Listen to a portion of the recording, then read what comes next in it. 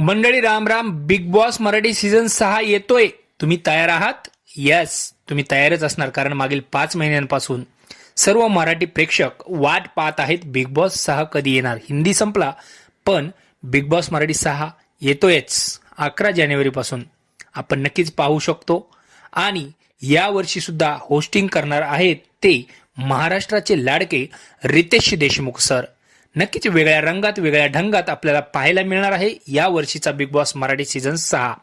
मागील सीझनमध्ये सूरज चव्हाण विजेता झाला. आता या वर्षी नक्की कोण असणार आहेत ते चेहरे, परंतु एक दोन चेहऱ्यांची नावं सांगू आपण नक्कीच शकतो की हे असू शकतात या वर्षीचे चेहरे.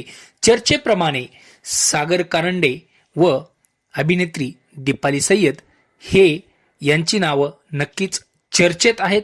बघूया नक्की काय होतंय ते.